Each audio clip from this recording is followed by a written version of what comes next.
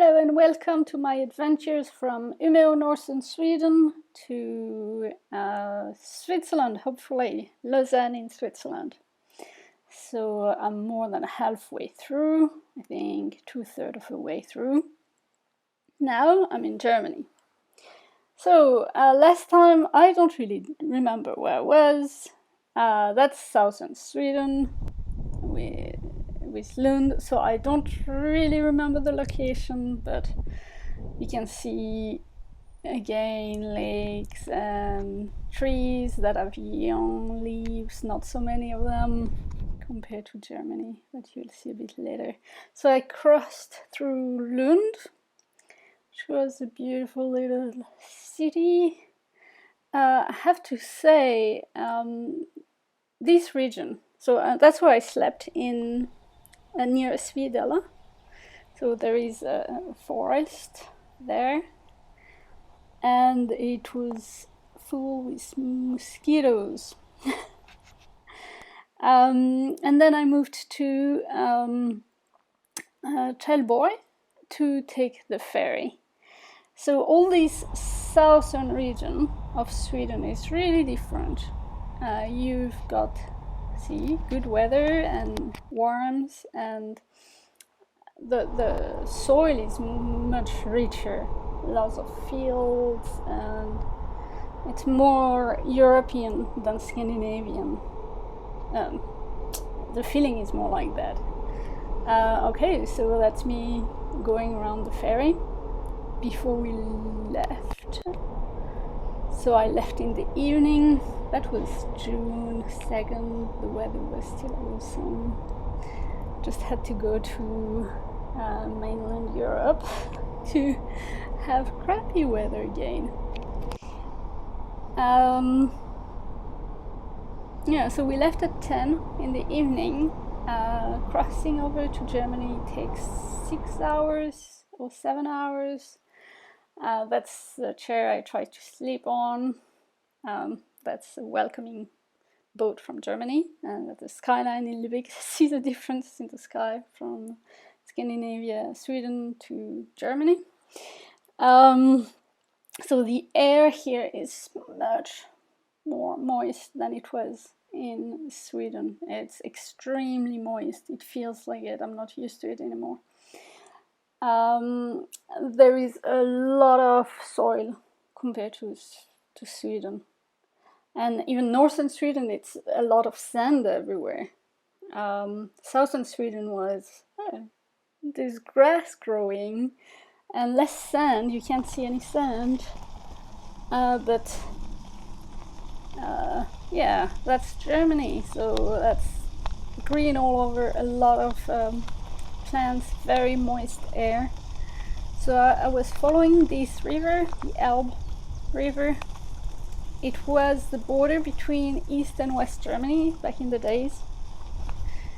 So I was trying to see if there was any difference between, like, any visible differences. Still, you could see 25? I don't.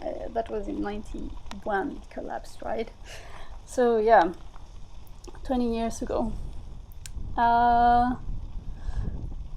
But in the nature you can't see any difference.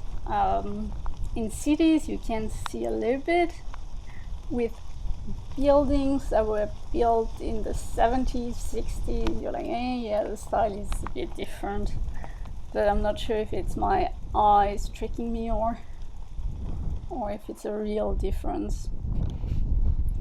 So I followed that, and then I went south. I stayed in a camping before Celle. So I'm not sure of which town this was, but you can see, like, usually in Germany you've got sidewalk. You have a side on the sidewalk for cyclists and one for pedestrians. And if you are on the road, you always have also a site for cyclists, almost always. And like most, like 90% of the roads I've taken so far, they always have on the side, 1 or 2 meters away from the main road, another smaller road for cyclists. It's pretty amazing. The roads have the asphalt is of much better quality than in Sweden, but the roads are less wide. In Sweden they were wider, and in Sweden, even so, the asphalt or lack thereof sometimes didn't bother them issuing a speed regulation that didn't make any sense. Like, you had small unpaved roads, very in the hills, very curvy, and the limitation will be 90 kilometers per hour. So that doesn't seem to happen in Germany. The limitations are much stricter. Like, usually it's everybody says, oh, highways in Germany don't have speed limits, but from what I've seen, crossing highways from above, like from bridges,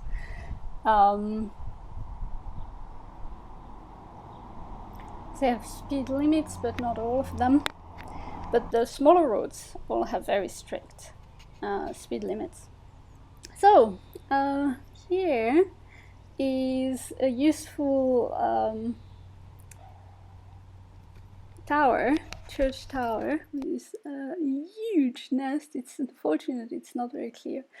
A huge stork nest there, and they made quite a mess. Because when you're cycling over Europe, Northern Europe especially, what you need is water, right? And one place you get water is cemeteries. So you go around a lot of churches. Cemeteries always have water because people care for the flowers.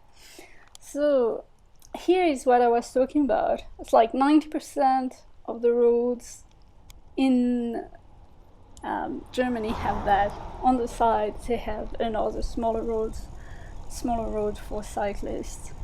The asphalt is not as good as the main road, but it feels very safe and pleasant to cycle without cars or trucks. Nice sky. My camera moved, sorry. Yeah, but the landscape is really different from Sweden.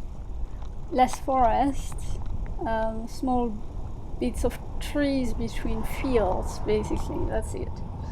And moist, and the vegetation is very rich. Okay, that's it for today.